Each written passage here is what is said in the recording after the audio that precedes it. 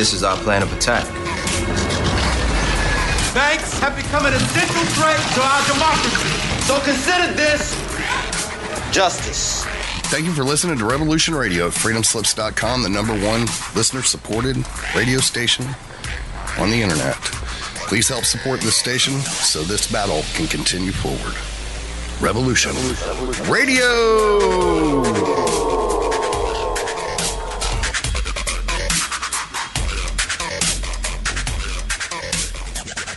The opinions expressed on this radio station, its programs, and its website by the hosts, guests, and call-in listeners or chatters are solely the opinions of the original source who expressed them. They do not necessarily represent the opinions of Revolution Radio and freedomslips.com, its staff, or affiliates. You're listening to Revolution Radio, freedomslips.com, 100% listener-supported radio, and now we return you to your host.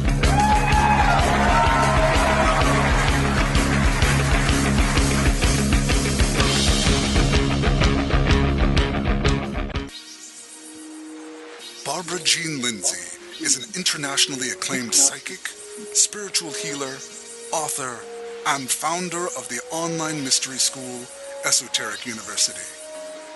As the Cosmic Oracle, she is a conduit to the powers that be to answer your questions about your future self, past lives, current career, love. She shines light into the darkness to illuminate what was, what may be, and beyond. The readings and advice given by Barbara Jean Lindsey are for entertainment purposes only, should not take the place of any medical, legal, or financial advice given to you by a qualified professional, and are not a substitute for medical, legal, or financial advice. If you need a doctor, call a doctor. If you need to be expanded, call the Cosmic Oracle.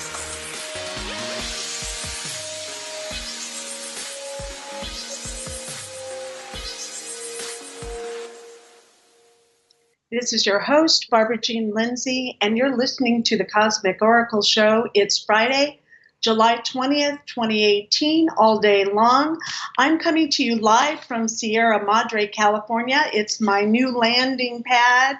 I'm going to be here for a year, and then I'm going to kind of spiral out to who knows where Spirit's going to take me and what trouble I'm going to get into, but in a really good way.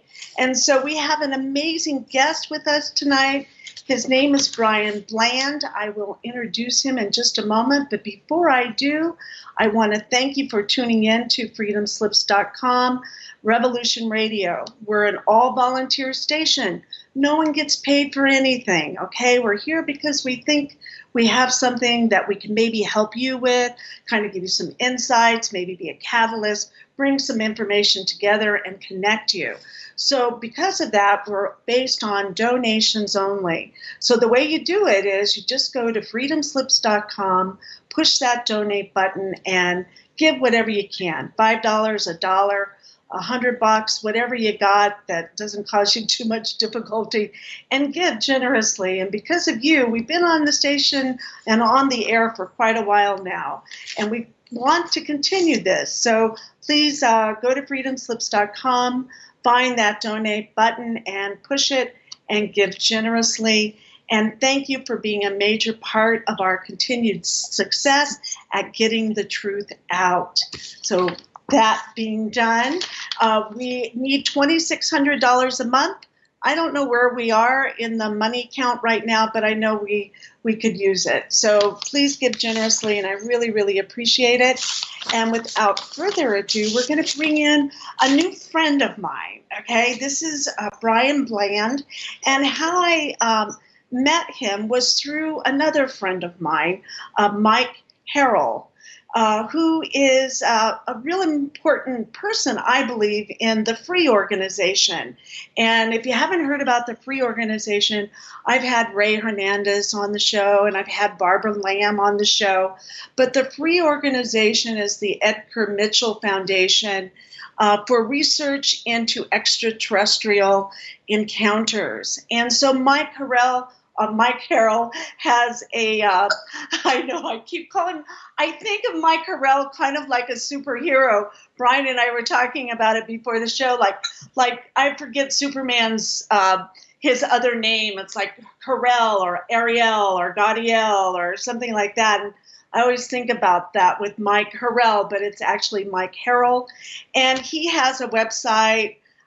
He is the founder of a beautiful, beautiful organization, which is about opening the heart, and it's language lessons for the heart.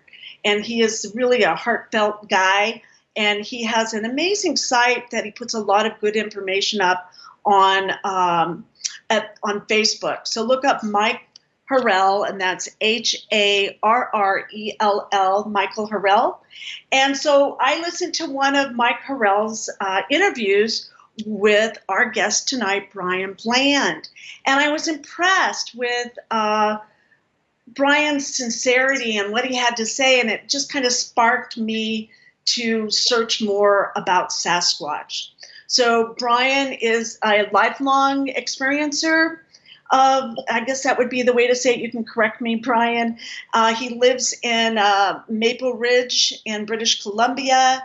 He has a beloved Sue with him and helping kind of ground all of this evening. And I checked him online, and you have a few videos online with doing your work. What I was most interested in, and we're going to talk about all things Sasquatch this evening, but about the glyphs and communicating with Sasquatch. So before we bring you on, I did a little teeny research in all the different names for Sasquatch. So I think we'll kind of start with that, Brian. So welcome to the show. Hi, how are you? Doing great. I'm pumped up. I haven't even had coffee or tea or anything, so this is good. Yeah. Now, if by some chance we lose connection, you're going to have a story on hold while I go and get some phone service somewhere. Yeah, I'll find a few. I'm good for that. I'm hoping I've got one of my special gift rocks, my number one. So he's going to hopefully carry us through. Awesome. What's he made out of? Do you know? Well, it's a really interesting story because there's a series of 3 of them.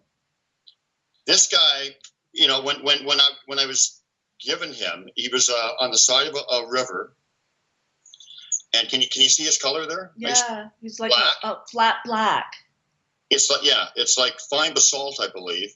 Mm-hmm. But the interesting thing and the magical thing about it is that it was found on the side of a river in an area that I go to a lot, and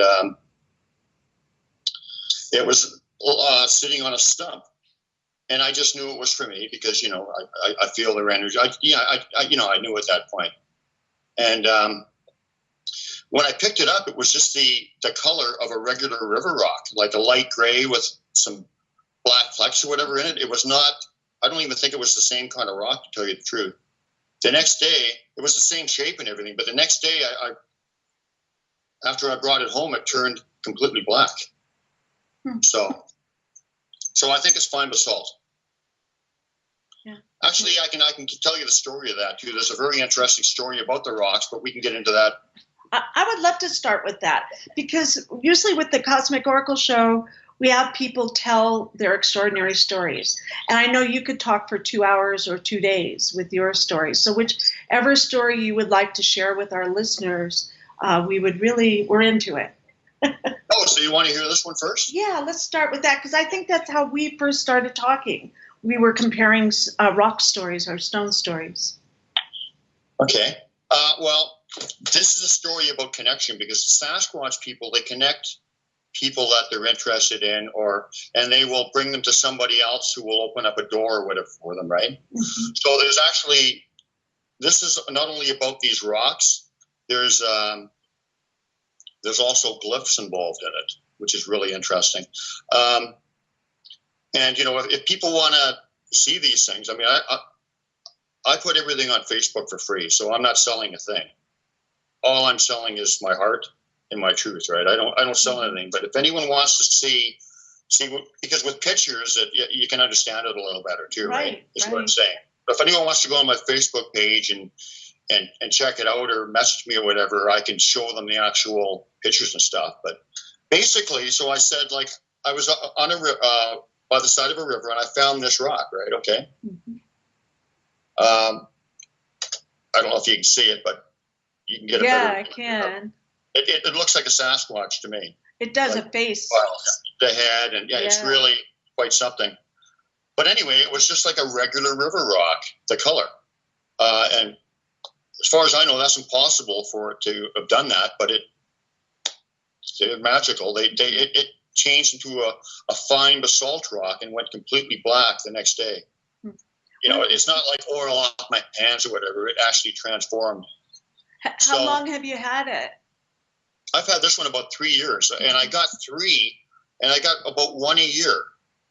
So I had this rock, and I went to a place about 5 miles into the woods by another river in a really special place that I just absolutely love. And I could feel their energy all around me and whatever. So I held this rock up. It was, the middle of the night or early morning, 1 or 2 in the morning. And I'm saying, guys, I'm so grateful for this rock. You can't imagine how much it means to me and whatever. And I was holding it up and I was just thanking them and pouring my heart out to them and whatever. And the very next day, as I was heading out, I packed up my stuff and I'm heading out. And as soon as I hit the path to head back, I heard a whoop, like a call, a Sasquatch call, a whoop, and the at the end. It's unmistakable. So it's like a signature. Well, it's a call that they do. And what does that sound like again? With the end, whoop, with an end on it. With a P, like a whoop. Oh, I got it. It's a whoop, yeah. And so as soon as I heard that, I looked down on the path right below me, because that's how they did. They'll put a thought in your head or whatever, or they'll do something, and they're kind of like guiding you or whatever. So I looked on the path immediately below me, instantaneously, as soon as I heard that whoop, and I got this one, which was already black when I picked it up. Okay? And to me, it's got another little Native American or a Sasquatch face on there too. And as soon as I picked it up, in my head, you're getting a third. Oh. So they spoke into my head, mind speak, I guess some people call it, and they said, you're getting a third rock, or you're getting a third, the exact words. So telepathically, like. Yes. Yeah. So about a year after that, I'm at a group of friends in Washington, in southern Washington, and a bunch of real connected people and good people and heartfelt people and whatever. And this fella had a little river area right on the opposite side of the street that we could go over and sit by the river and whatever. And Sue and I had just been there. And we didn't notice anything, whatever. But then this lady, who I'm going to tie her into it in another way in a second, came back from there. She went over there too, and she said, I found this rock. Same fine basalt. They're all the same. Same kind of rock. And in her head, she said, this is for Brian. Or she didn't say it, but that's what she heard. This is for Brian. Okay. And did she know you at the time? Oh, yeah, she did. So I don't know if you can, it's really hard to show them all together, but they're kind of, go on my Facebook page, you see them better. They're a little family. They all got the got the angle going down. They do. And they're all a different size, and it's really obvious when you see them together that they're connected. So, she said, this is for Brian. They said this is for Brian. So she gave it to me. And, I instantly knew it was my, Yeah. Getting okay, this is the third rock. So Sue was looking at the rock and at the gathering there, and she's looking at it, and she's saying, what the, she's looking at it, she says, your name is written on the bottom of this. What? Yeah, but at the time, I was talking to some other people. I don't know. I don't poo-poo anything, really. I don't, because I've had so many beautiful, they're magic. I've had so many beautiful experiences with them that I really don't disregard anything. But for some reason that night, I just kind of ignored it. But I was driving down the road with her about a month or so later, and I'm looking at it like, on this end, and you won't be able to see it. Mm-hmm. You won't be able to see it, but like I said, anybody that's interested, they can get a hold of me later. But I'm looking at it, and I'm going like this at the ankle, and what the heck? And my name is carved, B-R-I-A-N is carved in there, and it's not like it was sketched in like the day before. It looks like it etched. It's probably etched into it. Well, no, it looks like it was like stamped. Well, no, it is carved into it, but I'm saying it doesn't look like it was just done. It looked like it's been there for maybe thousands of years or something. I'm saying it doesn't look like they just did it. Like, right. It doesn't look fresh. It doesn't look fresh, no. So this is my third rock, and then my name was written on it. So I mean, and I'm saying that with all humility because it's not an ego thing. Of course not. But it was just like, oh my God. And you can't deny that. You can't walk away from that, right? No. And like I said, if somebody wants to come on my page and look at these rocks, you can see how they look like a little family. And you can actually see my name kind of written on it on Facebook. It shows up a little bit. It's better in person. Okay, so well, everybody that I've shown it to has been wow. Yeah, it is. So, does it have any energy in the rock? Are they heavy? Are they hot? Are they anything like that? Or well, this first one I call the RE rock because this is my clan leader. I think I gave it to a lady one time. I was showing it to her, and she talks like she has a funny way of talking. Whatever. She said, "Dude, what is this?" Because she was holding it, and the energy was so strong in it that she could hardly even hold it. So what in the heck? She used more colorful language than that. But she said, "Dude, what is this?" You know, and she gave it back to me, and I could hardly hold it. The energy in it was so great. And she's another person who's got a connection with Sasquatch. So, yeah, so there is energy and stuff to them. And, yeah, they're just amazing. They're like a little family, and they're like, I don't ever want to lose one of them, I'll tell you that much. Yeah. But so anyway, so I want to tie this lady into it then. Okay. Who found the rock. See, like I said, they connect people, right? They want to connect their people. They want so that they can open up doors with them or whatever, or they and spread their message and stuff. So she was at a camp out with Sue and her husband now, but he was her boyfriend at the time. And she showed Sue a picture of what turned out to be a glyph, but she really didn't know what it was. She was just starting to have interaction with Sasquatch and really kind of just a beginner at it. So she didn't really know what a glyph was, but she knew that it was unusual and they had left it for her, right? And it's the way they communicate. Yeah. So with some people, yeah. I mean, they communicate in many ways, but that's one way they do, yeah. So anyway, so she showed it to Sue, and Sue said, "Geez, my boyfriend, Brian, he's got thousands of pictures of glyphs. I'll show him. Maybe he can tell you what it means or whatever," which I really can't, because if it's for her, I can't tell anybody what it means. I only know what it means for me. But Sue said maybe he can tell you something about it. And so I saw the picture, and then the next day I was kind of led. In those days, they would kind of lead me to where they wanted me to go, right? Like I'd get the impression I have to go to this place or this area in my little local area. There's different places I go to. So I was led to this one place pretty much as soon as I got out of the car. I saw the identical glyph that she had shown me, right? That she gave me. It was like identical. And what's the probability of that? But the thing is, I had never really seen one quite like it up until that point. Okay, so that was also important. Can you describe it? So this is how they connected her to it and got the ball rolling for her. As soon as she saw the picture of the one I found and compared it to hers, it was like eureka. She knew, wow, this is all real. And she bought into it, and then she could start her journey with them, right? So it was like, it was a eureka moment and a pivotal moment for her. So that's how they connected her with me so that I could open that door for her, kind of thing. And then a really interesting thing was, and all these pictures are on my page too. I'm not trying to promote myself. Please get that clear. But I'm just saying, if somebody wants to learn something or is interested, I can show them, all these pictures I'm talking about is what I'm saying. So about a year after that, we went to her place in Oregon.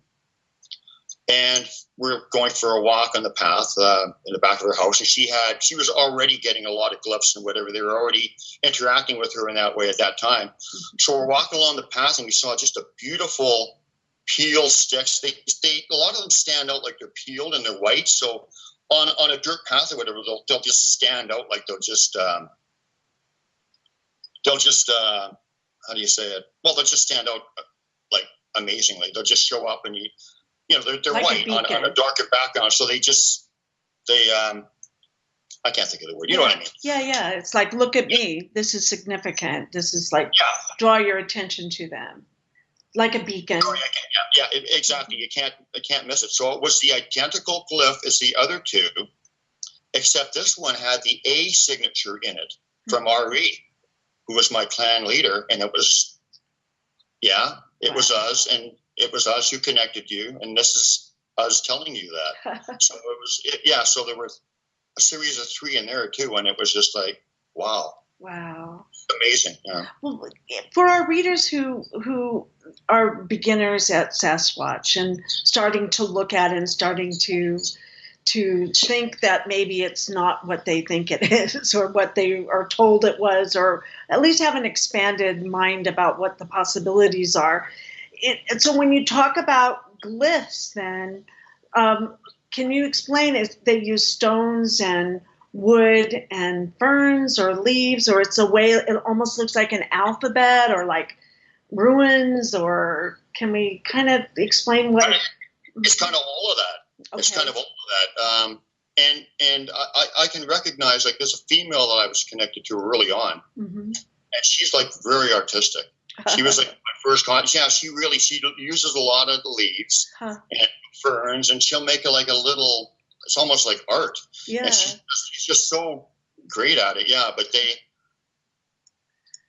the main element of most of the glyphs and the ones that I like the best are peeled, snapped sticks that are peeled, and so that they look white, so that they stand out. Right. Right. I mean, sometimes they're not peeled, but I'm kind of spoiled because I've seen so many. I like the peeled ones that just wow, like. I remember reading that they don't break them either.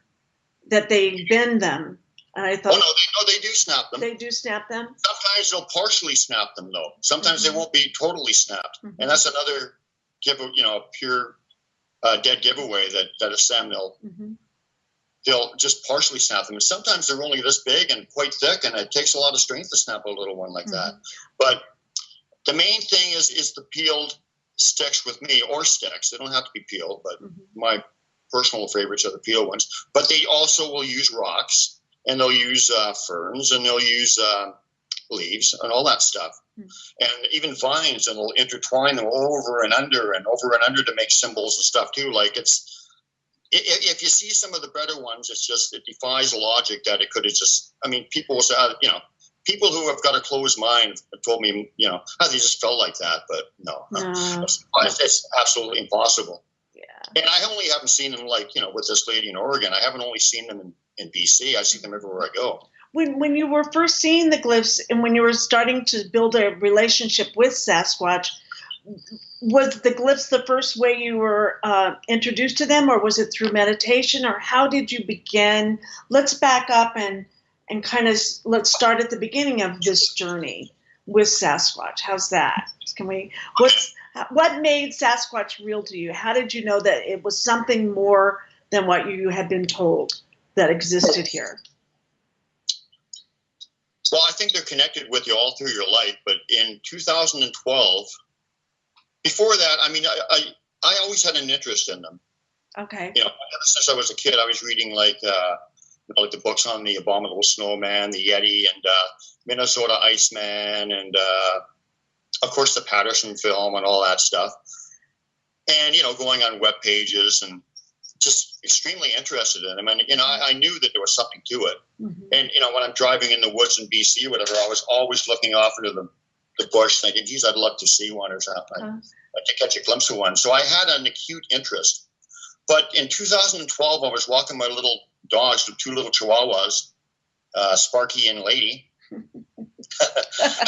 I'm walking along, and on the dikes, which is like a little river kind of thing, or and I just got this call from the mountains. It was just like a strong energy thing, and the first time I really ever experienced it, which I'm very used to now because I know how their energy and whatever works. That's how they basically communicate with me mostly. But it was just like, you got to get up, and I had to get up into the mountains. I knew I had to go up there, and it wasn't. It's not like a feeling, like like people say I had a feeling or whatever. It's more concrete than that. It's very concrete. Like you don't have a choice, or you're gonna. Well, I just knew that something wanted me to go up there. Uh-huh. Like And I it have felt to right. get up to those mountains. Something was calling me up there. Mm-hmm. So, the late Bobby Short had a webpage on Facebook called Bigfoot Encounters, and I was looking at that quite a bit, and I noticed, hey, wait a minute, there's a guy in there. It's him and his son. This guy's name is Randy Brisson, and the son is Ray. And they had found some juvenile tracks just in an area like right by where I live. So I thought, wow, I'm gonna send this guy a friend request on Facebook. And then a couple of weeks later, he accepted. And he's a very intuitive guy, and he knew my energy was good, and I was a good guy, whatever. He's very particular about who he would talk to this about or take out into the woods or whatever. So basically, that's how they connect people. They connected me with him, and I started going out into the woods. And actually, right from day one, he shook my hand and he said, "I could tell you were good person, and your energy on it was good." So, so he thought, well, maybe this guy won't think I'm too nuts. So, as we're just getting onto the path, he pointed down to the ground and he said, "You see those little sticks down there?" I looked at him, and it was my first cliff I had seen or even considered. And he said, "The Sasquatch make them. It's like a sign of writing or communication for them." And I never took my face off the path for about 3 years after that. I was just obsessed with them. I was finding them all the time, and they were working with me through them. And it was like, it's like kindergarten when you start out simple things like just an X or simple stuff. And then it was like, you do your ABCs and your times tables. As you get into a higher grade, they kick it up. Like they would add something over the years. And then it would stay. And then I see that all the time. And they just made it more complicated until it was like full sentences, whatever, and stuff like that. It's I was blown away that you had full sentences with them. I just thought that was amazing. So yeah, I mean, you can read some of them. Some of them you can. I could read them from left to right. Like somebody would write a sentence, and then there was even their signature from the signature glove, which is like their autograph. How I know who it is would be at the end of it, like signed. Wow. Just amazing. So it would be like something small, like 12 inches to 8 feet, or what's the biggest one that you walked into? Well, a lot of the ones I found were on the path or whatever. Some of them are really tiny. Some of them are quite big, a couple of feet across or whatever. But then they also do huge structures in the trees or whatever that are basically glyphs and communication too, right? Right. So some of them are monstrously big. I was blown away by that they could be that big. Some of the ones that I saw, they were just so beautiful and huge, and it's like it kind of takes your breath away. Where did you see them? Online on it was on a YouTube that you were sharing a lecture that you were giving in 2015. Oh, I don't do lectures. The lecture with a friend of yours on YouTube, and I don't remember his name right off. That's a bit too strict, isn't it? A lecture? Yeah, I know. I don't know. You were sharing your. I know. I'm teaching with you. Yeah. But he was. It was in 2015. That's the one that I remember. And he was sitting down, and you were standing up, and you were giving a lecture, a talk about your adventures with Sasquatch. With you. Yeah, some of them Yeah. And you call them your family, right? Do you feel like they're extended family, or how is your relationship? Is it like a teacher, a mother, father, or is it extraterrestrial feeling? Is it interdimensional feeling? Is it, what's it like? Can you feel them and see them and touch them, or is it a knowingness? I know that's probably a lot, but kind of in that. They have showed me in glyphs and in energy that they have adopted me into their family. I'm part of their family, and the love that they show you is just like, I will be weeping openly. Like sometimes I'll drive in there and it's just like, I'm just in tears because it is so strong. The love is amazing. Yeah. They, Randy and I both, like, we've gone up there drumming and doing native drumming and whatever for them and singing and stuff. And then they would leave us little X's, like friendship welcome X's, 2 of them, side by side with another little glyph. And it just meant, we've adopted you. You're our family. Then they left the same day. They left a little acorn or a pine cone with a I think it was some kind of feather, some kind of bird stuck to the ground, and it's just like so giving and loving. It's just like, oh man, it's just beyond words. Yeah, the energy is, it's just it's indescribable. It feels like a universal love or something. Mm-hmm. So it transcends time and space.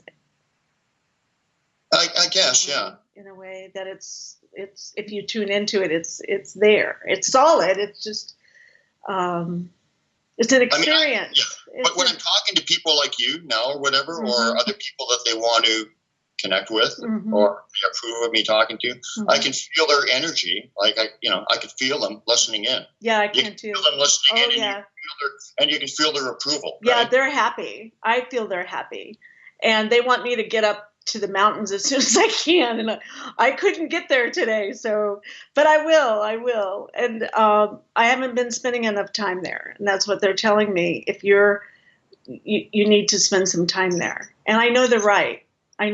Get unplugged, go up there, and settle in and open your heart and let's talk and have an exchange. So it isn't like a spectator sport. It's definitely an exchange is what I see with them. They want to exchange. They want to engage.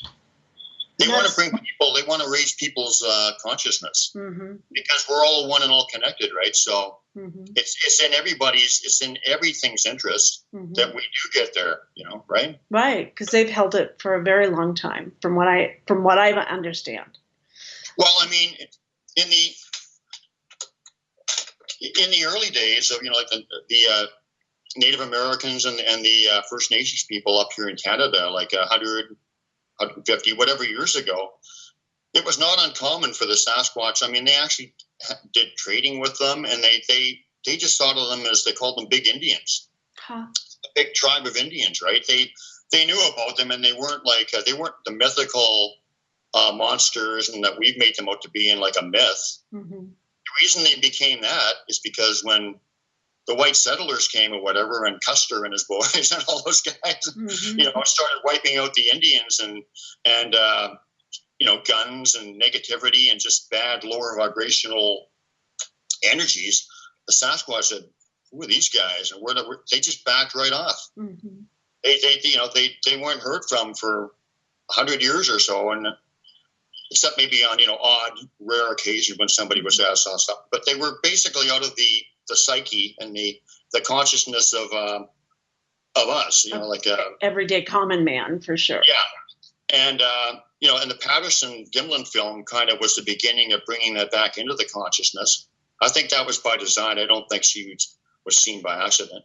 But now that people, there's, as a psychic or whatever, and as somebody who's in tune, that people are kind of waking up, right? Right.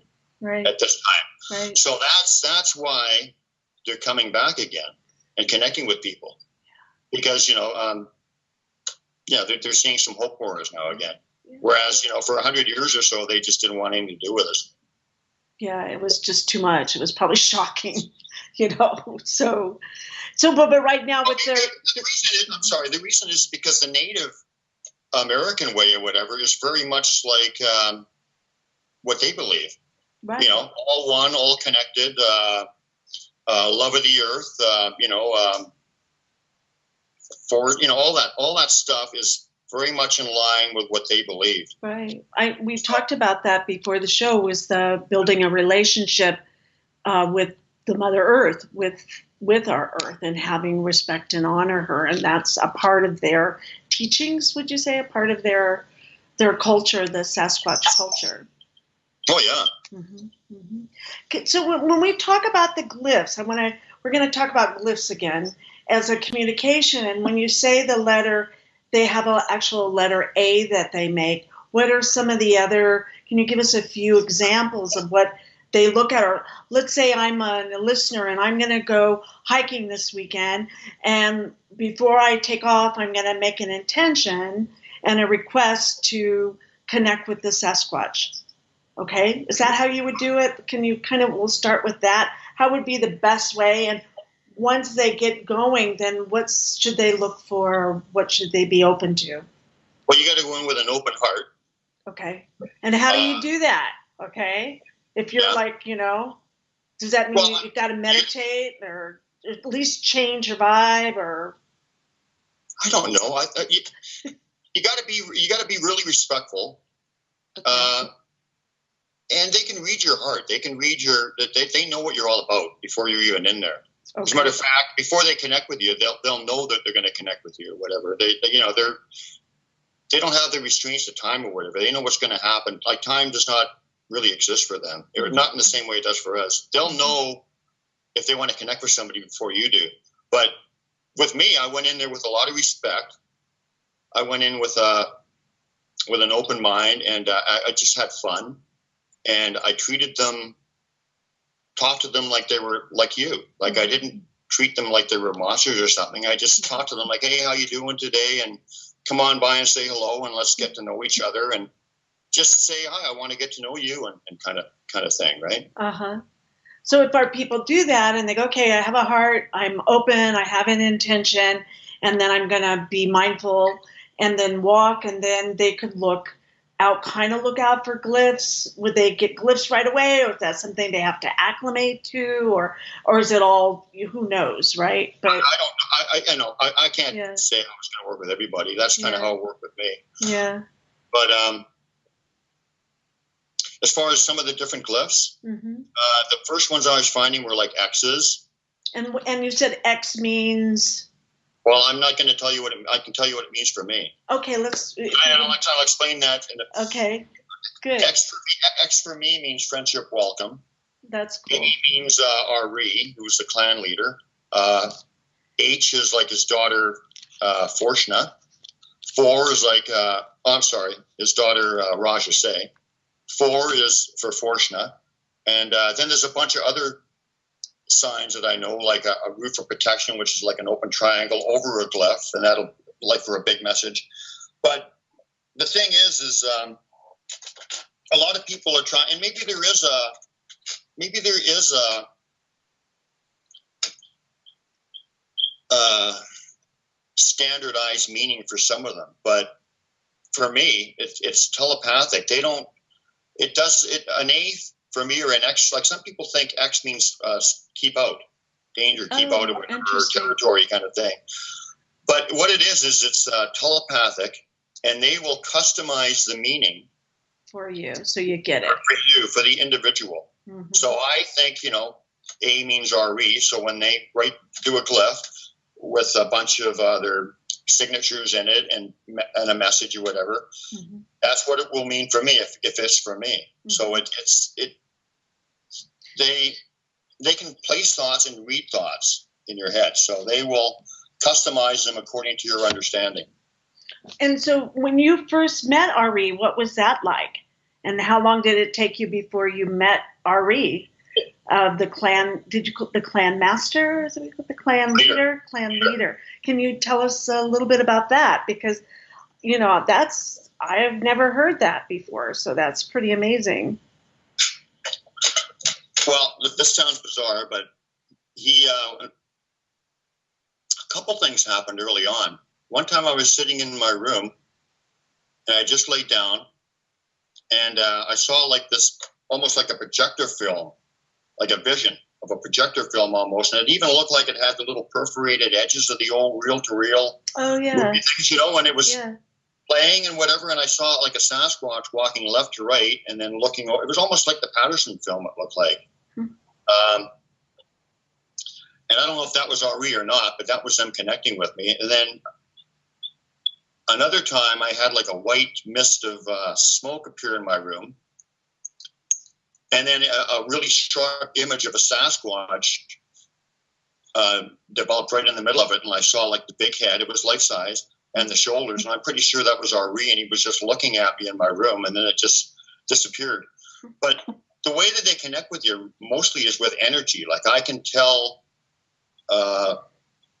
Rasha Say's energy. She was the first one I knew. Her energy is very feminine and soft and loving and just so kind or whatever, and I can tell her energy when I know when it's her. RE is much stronger, whatever. The first time I felt him was like, hey, dude, back off. And he did, It was really, really strong. Was that out in nature when that happened, or was it on?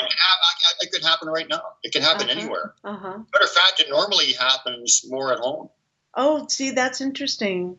Because I'm thinking Sasquatch, you got to be out in nature. You got to be, camping. You got to be like, totally off the grid and totally tuned in. And, that's the only way. They want you out there to doing all that stuff. But no, once they connect with you, then they can communicate with you anywhere. I mean, they like I said, they've come to my house. I live in a town. And then there's this little guy, this little juvenile who I just absolutely love. And he was a tricky little guy. He played some tricks on me and actually taught me some lessons. And I could feel his energy too. And so I connect with them through energy, and I can tell who's who. But I have seen RE though too. I've seen him. Could you describe him for our audience? Okay, well, I'll tell you the first time I saw him. Okay, cool. My friend Randy Brisson and I were at we like rivers and stuff, so we're by another little river. Well, actually, there's a river that runs all along in the area that we are, our favorite area. We go to a bunch of different places, and they're all over BC and all over the place. But we saw this amazing 3D glyph. It was just amazing. And I've got pictures of that too. But anyway, it was propped up, and they were all peeled and propped up in the sand, like not flat. It was propped up, 3D, and it had the X and the A and nice, big, thick, peeled white sticks. And then it had another XA that was woven into it on the left of it, and like a little one, and it was tucked in, and it was just gorgeous and just amazing. It's one of my favorite glyphs for sure. And so we're looking at that, and then both of us looked over to our. I think now we're, I guess, over to our left. And in the bush, we saw RE standing there. And he was watching us. And he wanted us to see him. And he was like, I don't want to mislead anybody, because he was not fully materialized, but he was not, but he was solid black. And he had, we could see his bulk. I mean, we could see his width, his shoulders, how big they were. We could see his physical form. Obviously, I mean, it was less, just as clear as I can see you. But he was in a transition state or whatever. I think he wasn't like he was maybe one step away from being totally materialized. But like I said, we could see his bulk, his girth, and whatever. And he was huge. He's probably about 11 feet tall. Wow. And got to be 800 to 1,000 pounds or whatever. And he was watching us, and then he just went from left to right. It was almost like he was on an escalator goes up. But what are the ones that on the ground? Oh, I don't know. An escalator, like, you know what I mean? Right, I know what you mean, but I don't have a name for him, so I don't know. Conveyor belt, maybe, or something. Yeah, conveyor belt, like at the airports, right? Yeah. Anyway, so like I said, I could see his side. We could see his head, his shoulders, his body. We see all of them, and he was absolutely massive. And it was just like he went, like almost like supernatural or whatever. He, he just really fast, like kind of floating, like almost floating, or yes, No head bob, nothing. It was like, wow, like in a super. Yeah, it was. Oh, conveyor belt, like a conveyor belt. Conveyor belt. There you go. Thank you. That's what it appeared like he was on. It was quite fast, and it was just like. So yeah. Yeah, and very intentional. It seems, and a little bit in between time, right? There's that little bit. It just a timelessness there, a stop in time or a change in time. It seems like. Well, it always seems supernatural when you see them, or when you hear them talking or whatever. It seems like you're almost like in another dimension or something. Like you almost meet them in part way or something. It feels like. Yeah, it's like your energy has to be. It's like in firewalking. I taught firewalking for years, and it's like your energy has to equal or be greater than to meet the fire in order to walk on it. So it's kind of like that, where your energy can meet with them, and that's then where you can have some real fun, right? Once you get that established, then you can build from that. Is that kind of how it works? Yeah, I can tell you another. If you want to. I have a visitor. Did you want to say something? Oh, I was going to say that up in the Northwest. Here, come here. This is a friend of mine who just dropped by. She lived in the Northwest, and her name's Cindy. No worries. Here, say hi, Cindy. Hi, my name is Cindy, and I lived up in the Northwest. And when we had communication with SASQUATCH, it was more like, it was almost like a tree. Like Here, sit for a second. It kind of went. We have a lake cabin up there towards Skamania and North Bonneville, and it was very remote, and we would see them through the trees. Yeah. Okay. So, what do you mean? It was almost like a tree. I don't understand that part. I could identify them because there were so many trees up there and then water, but we would hear the footsteps and then we would see a tree, but then them, you could see them passing through that. Passing right through the tree. Well, it was kind of like you'd hear the footsteps, and you would see the being. That doesn't surprise me because they've come into my house, so they haven't opened the door. They can pass through solid objects. Yeah. They've gone into my car, and that's an interesting story. And took something, but that was. Let's hear that. Let's hear that one. We're about story here, so it'll be. We have like about 5 minutes left till break. So if you want to. Okay. That's just about right. This is. Like I post everything on Facebook, like I said, so I don't care what people think. I just tell the truth. And to me, it's far too sacred a teaching. And the connection is far too important to me I never, ever exaggerate. So I just tell it as it is. And people, it sounds far out, I know. But it is what it is. Well, it depends on who you travel with, too. Yeah. So I'm Canadian, so we're hockey fanatics, right? Yeah. We are crazy about hockey in Canada. So anyway, I was selling hockey cars on eBay, right? Old hockey cars, like Gordie Howe, and you heard of him? I Bobby have. Wayne Gretzky, the old guys, the old classic guys. Yeah. So I'm selling hockey cards on eBay, but I have to admit, I'm kind of like I get focused on something and then I just go right for, and I kind of wasn't paying as much attention to them as I should have been. Okay, the Sasquatch, and apparently they weren't happy because I'll tell you what happened.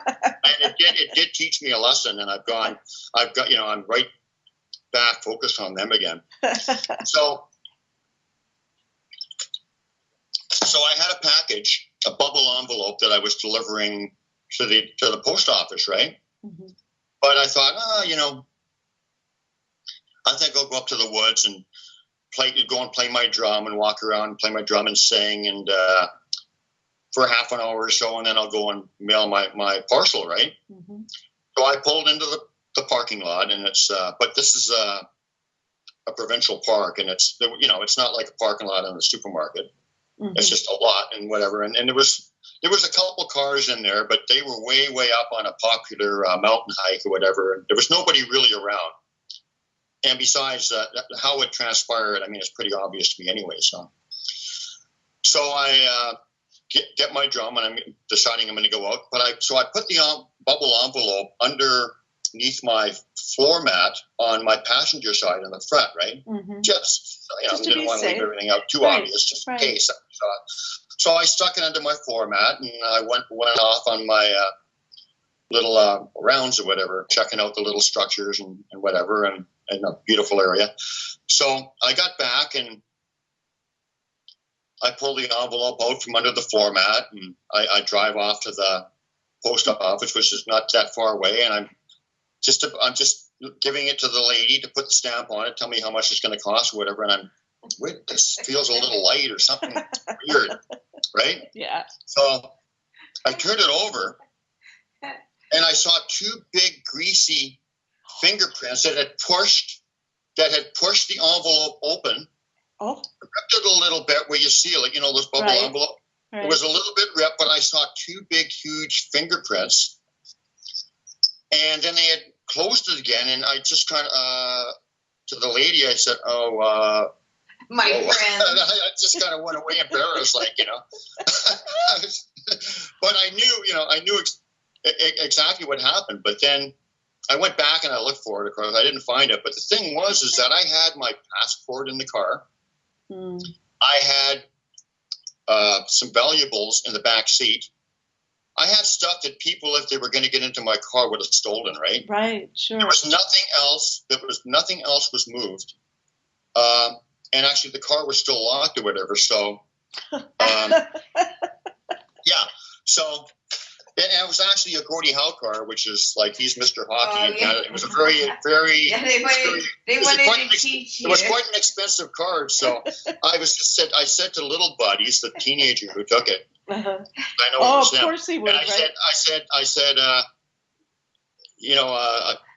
you might be starting a hockey collection, but you have to go elsewhere from now on, kind of thing, right? So, but anyway, there was just no way that a person took it, because who was going to go into your car and take something out of an envelope? They're going to take the envelope and run. Sure, right? sure. Plus the hand. Yeah, and the hand and whatever, the big print. So I'm 100% sure it was them. And plus I felt the energy or whatever too. So I hope I explained that good enough. Yeah, no, it's fantastic. And they probably got a big chuckle out of it. Oh, yeah. At your expense, of course. So anyway, so I'm positive that it was him who took it. And the reason he did is because he wanted me to refocus on you, man. Yeah, Don't, on them. Don't, back off on this a little bit. You're getting off track with this. Right, so right. Well, and that our time here is precious, right? And what we're trying to do here is we talked a little bit about this earlier, that we really need to come in on this now. Now's the time, not tomorrow, not next month, not next year, or not when it's convenient. But when there's a little more, there's a little more to this. Okay.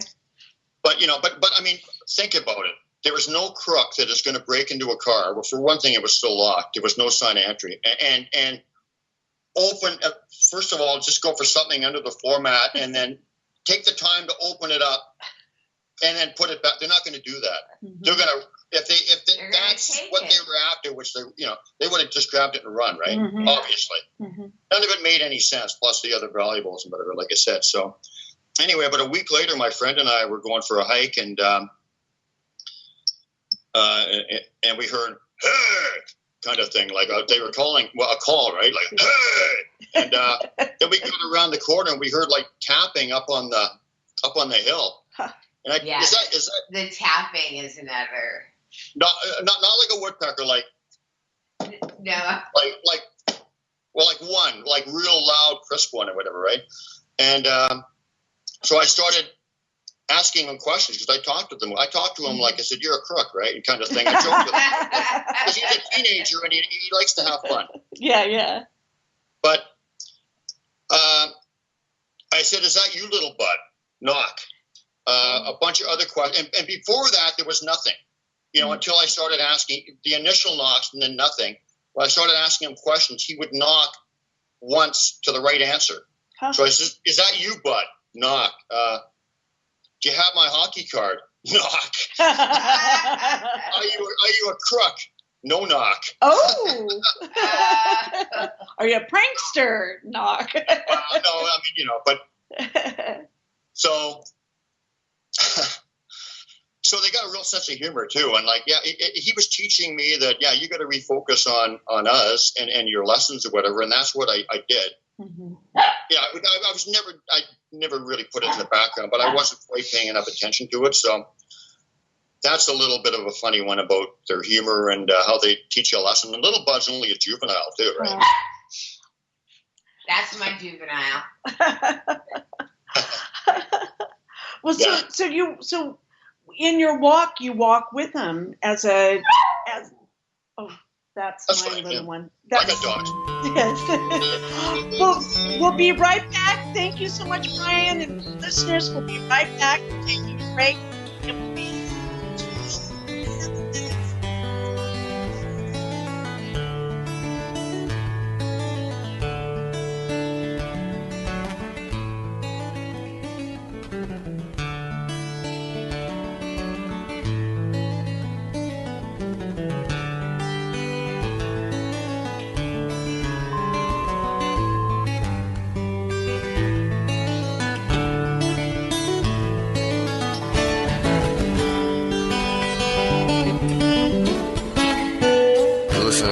Radio at freedomslips.com, and we'll be right back after this message.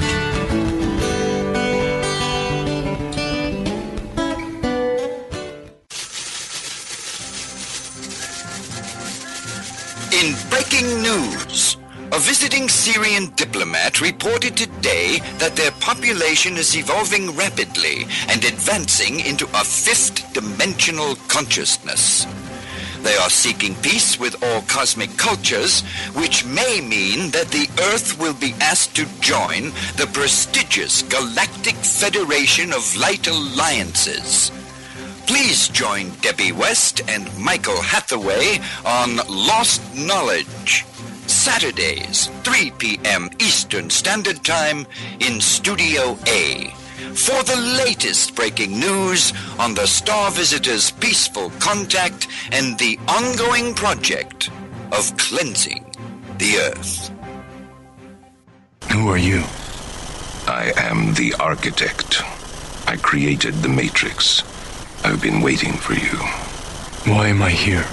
You are the eventuality of an anomaly which, despite my sincerest efforts, I have been unable to eliminate from what is otherwise a harmony of mathematical precision, which has led you inexorably here. You haven't answered my question. The Matrix is older than you know. As you are undoubtedly gathering, the anomaly is systemic, creating fluctuations in even the most simplistic equation. Choice. The problem is choice. Right here at Revolution Radio, freedomslips.com. Be here Wednesday evening at 8 p.m. Eastern Time for Private Eye Matrix Revealed with Monique Lassonde.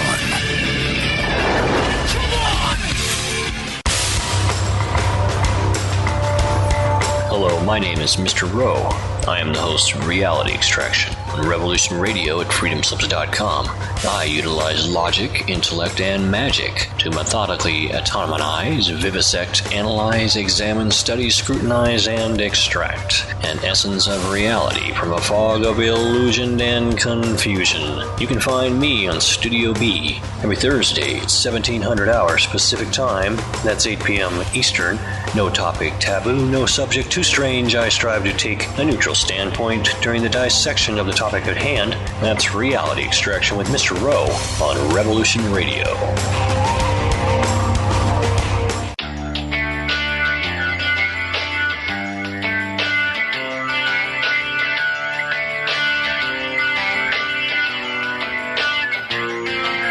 This is Thomas, a.k.a. a Mad Painter. I'd like you to join me Monday nights, 10 p.m. Eastern Standard Time for Open Canvas. Don't forget to bring an open mind. Yes, folks, that's right. Bring an open mind to an open canvas. Again, that is Monday nights, 10 p.m. Eastern. UFOs to government corruption. This is Revolution Radio, freedomslips.com. You don't need to expect us. We're already here.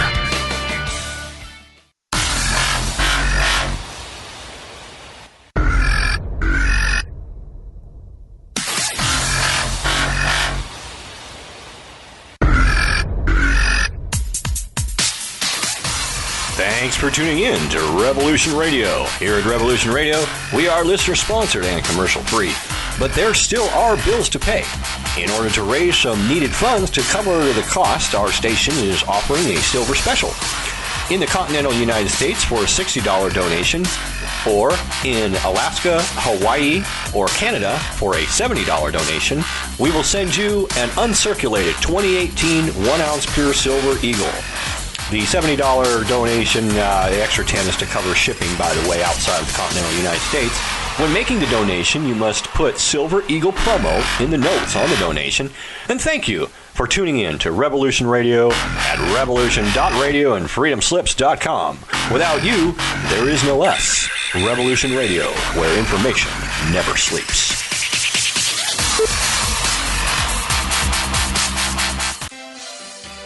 Hello, this is Maggie Rose McGrath of The Concord Show. And co-host Marine Corps Matt, coming to you on Monday and Tuesdays in Studio A, noon to 2 Eastern. And Studio B on Wednesday nights, 10 p.m. to 12 a.m. Eastern, with educational, instructional, information, and situational updates, often with wonderful guests on the current landscape in the U.S. and overseas.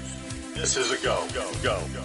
We are with you, side to side, and back to back. Please join us on Monday through Wednesdays. As well as other hosts and guests here on Revolution Radio. We're not gonna take it anymore. That's right, we're not gonna take it anymore. We said we're not gonna take it anymore. That's right, we're not gonna take it anymore. The opinions expressed on this radio station, its programs, and its website by the hosts, guests, and call-in listeners or chatters are solely the opinions of the original source who expressed them. They do not necessarily represent the opinions of Revolution Radio and freedomslips.com, its staff, or affiliates. You're listening to Revolution Radio, freedomslips.com, 100% listener-supported radio, and now we return you to your host.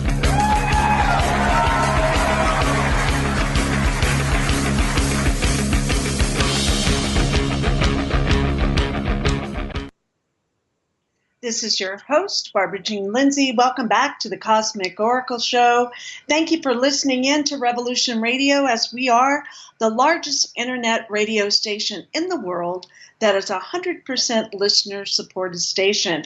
And we're here thanks to your generous support in the past, and really looking forward to being on the air throughout 2018 and the years to come, thanks to your donation. So be assured that every dollar that you donate goes directly into keeping this station on the air. We are an all-volunteer station, so that means no one gets paid for their services, and we wouldn't be here without you. So please keep us on the air. Donate what you can. Go to revolutionradio.com. Go to freedomslips.com. Hit that donate button and give whatever you can afford. No amount is too small or too large, and we truly appreciate your continued support.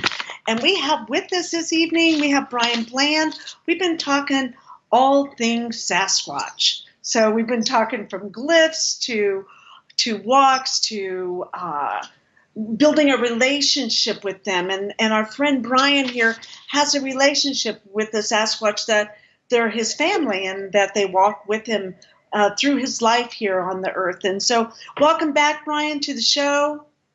Hey, I hope you're having a good time. Yeah, that first hour went so fast, and I hardly even talked about anything. I know. Let's get into it. So what's something that you feel like for people who are just starting this walk into all things Sasquatch? You know, so what are some of the things when you first started that that would be helpful for them to know?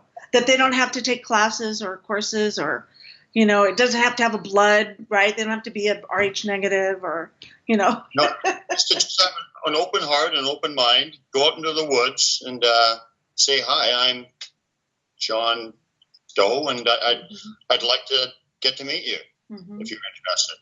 And you've also... And show them respect. Don't be going out there setting up game cams and trying to get their picture and whatever. If they want to show up in a picture, that they will. I've had them show up in pictures, but, they'll do it if it's their choice, right? You just have to really respect them like you would any other person. They're really big on that. And it takes time, right? So how long have you been doing this? Well, since 2012. But I mean, I've been probably connected to them for your whole life. All my life, yeah, and maybe in past lives even. I'm sure. Yeah. And so then you connect with a whole bunch of people too that are into this sort of thing. Can we talk about that? All those different connections and catalysts, and about. So what is a Sasquatch really? And can you describe? I mean, I remember I had Kelly Laprasitis and Kiowani on, and I think, I'm just beginning into this. And so the Sasquatch, to me, I thought they had hair and fur, and that's not really the way that you describe them, right? Is that they're furry or hairy? They had another... Well, they do have a lot. They are hairy. But some of them look more like people than others. And I mean, those are generally the ancient ones, they call them. The little more, and then there's... Yeah, I mean, there's I don't know if there's different types. So I guess they're just people. They're just a big people. They are hairy, yeah. Like a tribe, like a different kind of a tribe, right? Like different tribe of people. They're very magical. They're very they're very connected to source, and whatever, and like they're here to enlighten us and to raise our vibration. And have they given you any specific messages for mankind, or? Absolutely. I'd like to talk about that, actually. Let's talk about that. Do you want me to get into one more sighting that's very, very interesting first? Of course. Yes, I would. So my friend and I, actually, this is about connections too, because I went out and we spent a couple of nights camping with a young friend of mine, and he was brought to me too, or brought to Randy Brisson and myself, because like I said, they connect people. So he was into like conspiracies and, Atlantis, a bunch of different things, but he just started reading about Sasquatch and started getting interested in it. And then he just happened to notice in the paper that I was doing a talk with a few other people in Maple Ridge. So he sent me a message on Facebook, and I friended him and whatever. And then he came to the little talk, and I went out of my way and introduced myself and said, "Hi, how you doing? And come on out, and we'll get go out into the woods together and check it out." And I mean, he was another one that they connected me to.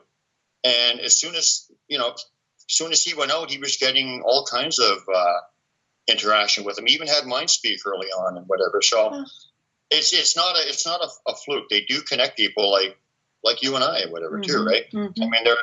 I mean, when I was talking to you earlier today, I was getting, my head was just tingling with energy. It was just like, wow, they really approve of this. And I think you felt that too, right? I did.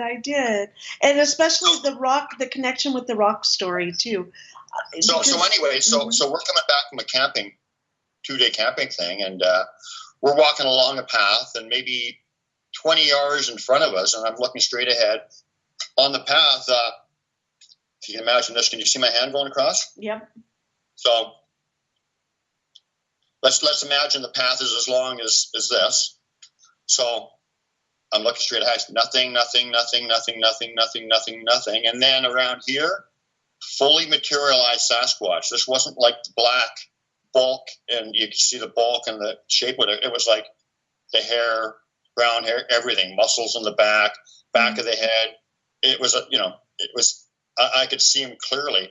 And he materialized out of thin air and then walked up the mossy slopes. We have mossy slopes in BC, a lot of moss, whatever, like the forest carpeted with it. Really beautiful, really lush. And then he walked off and he went in behind a tree, like walked off the slope, and I said, "Do you see a Sasquatch?" to my friend, and he said, "You mean that little dog?" I said, "What?" That was a Sasquatch. But the thing is that he was only very early into it. He saw a dog because they didn't want him to see them as a Sasquatch at that time. He saw a little dog, and there was no dog there because we were right up to where it walked off in a matter of moments, and it's fairly open where we would have seen a little dog. It was no dog, and plus there was nobody else around. Mm-hmm. And an interesting, they do some similarities, and they do individual stuff for different people according to how they want to teach them. But I heard another friend tell me the same story. Basically, is that she saw a Sasquatch running by, in full view, and her niece or whatever was in the direction that it was running, and she was quite concerned. So I wouldn't have been, but because I know they're not going to hurt anybody. But she was concerned, and her niece saw a white wolf. So they presented to the niece as a white wolf or whatever, so they can let you see them in any way that they want, right? Right. Is there a correlation with the white wolf with the Sasquatch? I think in Native American culture, I don't know. I mean, but I mean, I'm sure they can shapeshift or whatever. I've seen, like, Sue and I were doing a ceremony in the woods, and it was pretty dense, and the canopy of the woods, whatever, the trees were pretty close together. We had a golden eagle fly, and it watches like from not that far away and just watches the whole time. And I thought it was a pterodactyl when I first saw it. It was so big. It was enormous. And as soon as I told Sue to give me the camera, she's stubborn. She wouldn't give me the camera right away because she wanted to do, we were doing a smudging ceremony. Mm-hmm. So I said, so as soon as she did finally see it and gave me the camera, it flew off, and it was so big that it had to tuck its arms in to bring its arms in, like, to its body and like just maneuver out or whatever. And I've had other experiences where they use animals as diversions or whatever when they've done something, moved something or whatever, and they've used birds or whatever. So they can definitely shapeshift into different animals and stuff. Mm-hmm. So they can present themselves to you in any way that they want, according to, they didn't want him to see them as a Sasquatch yet. Actually, he hasn't seen one yet in the physical. But he will, it takes time, right? Right. But anyway, as far as, so I told you I was connected early on to the Rajase, right? The female, and she's got a very, I can tell her energy when she connects. She's very feminine, very loving, just a beautiful person. And we were going for a hike, and I smelled this really strong floral perfume.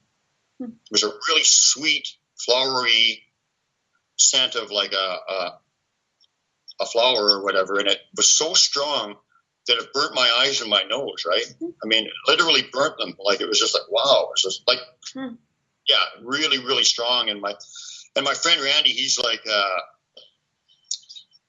he's like my mentor or whatever. He knew it was a very good sign. I asked him about it. He just kind of smiled. He's Native American. He wants you to learn it himself. You'll talk, but he doesn't want to give you the answers. Right. That's a good teacher. I said, is that a good thing? Yeah, a teacher. I said, is that a good thing? And he just smiled, kind of thing, right? So shortly after that, I was walking back towards my car on a hike, and I heard something shuffling in the bush, and I knew it was Raj. I call her Raj for short. I just love her, and I knew it was her, and I heard her rustling in the bush. And all of a sudden, I got hit up with this, what I called it the universal energy or whatever is how I described it at the time. It was just like a love zap, I called it. It was a love zap, and it was like, it was so powerful. It was like I knew I was an eternal being. I knew I had lived many lives. I knew we were all connected. I knew everything was connected. It was a big, massive download of information. Mm-hmm. But it wasn't only just a download of information. I felt it. I was weeping and whatever, and like, it was just like overpowering. It was just, I didn't only know a bunch of stuff immediately. I felt it, and it was like, was like no love I had ever felt before. I knew it was like universal love is what I called it, right? And I remember on my driving away or whatever for 20 minutes, all I was saying was, oh my, oh my, oh my. It was just, and that was a huge moment for me. Wow. A huge expansion. Yeah. And I've also, I've had downloads since then or whatever, where I felt it walking in the back, felt it coming into the top of my head, like, and then with me, it's not like, it's almost like they put it in there, and then when I need it or whatever, or I'll know stuff, but it's just when I have to call on it kind of thing, right? But yeah, absolutely amazing. I got to remember where I'm going with this. So, okay. So then this young fella that was brought to me at the conference, or brought to Randy and I, because we both kind of took him under our wing. And, he started having his experience because that's how they want to do it. They connected us, and then they start working with him. He invited me to a conference in Vancouver that had about 4 or 5 speakers in it, and 4 speakers. And they were talking about different things or whatever. And I can't even remember exactly what the topics were, but some of them were, there was one guy who's actually quite famous. But I didn't really want to go because it's quite costly, and I didn't feel like putting the money out for it. And it wasn't something that was pulling me or whatever, but he insisted. He said, hey, look, you've done so much for me, whatever. I really want to treat you to this, and I'll pay for it. And I'm not didn't feel that good about it. I said, no, I don't know. But he said, no, please, please, I really want to. So I said, okay, I'll go with you. And it was like an all-day conference. And as soon as I got there, pretty much, the first speaker started talking about the pi symbol, which I see the pi glyph. I was seeing the pi glyph all the time, seeing it all over the place. Like the pi glyph is one that they leave a lot. And he was saying that it's very common with a lot of religious disciplines or whatever it means, like God, man, universe connection, the circle, all connected or whatever kind of thing is what. Okay, I'm pretty sure that's the gist of it. And as soon as I heard that, I said, "Oh my God!" I thought that's why I'm here, right? Because I was finding a lot of pies, and he's talking about all one circle, all connected, man, universe, God, all one and all connected. Right. At the pie and whatever. Sacred geometry. It was so. I knew exactly why I was there, and it was like, wow. Connects them. So, and then the 4th speaker was also talking about something very similar, and I had another eureka moment, like, wow. I mean, now I know why. They wanted me to go there. Like they orchestrated it. Yeah, they orchestrated. They work behind the scenes to make things happen so that you can grow and be educated, right? Right. So the very next day, I went out. I just got out of my car and I just walked a few feet, and I saw an amazing glyph that had a pi symbol with a stick man woven into it. Man, pi, God, man, universe, and that. And that was them telling me, yes, that is what it is. That's true. Huh. You know what I mean? Yeah, when I saw that glyph, I immediately knew that they're telling me that we're all connected, we're all one. And that is basically what they want to do, is raise our consciousness, because Star Nations people, the Sasquatch, all these evolved beings, they know that, and that's why they're evolved. That's why they're in the higher vibration, right? Yep, exactly. They're trying to bring us up to that vibration. And another thing is, when I got that love zap, you can't think of lower vibration things. You can't have hatred for anybody. You can't have jealousy. You can't have ego or whatever. You just feel like connected and one. And that is where they're trying to bring us up to. That is what they want to do. Yeah. Oh, and open it up, and then be able to creatively do something with that. Because we're not going to change things with politics and with the way we're going right now. We're going to change things with our vibrations raising, and with a conscious shift or whatever. That's the only way that things can change. Yeah, and connecting with one another. Yeah, and connecting one another, and that is what they're doing. Yeah, it's time Exactly.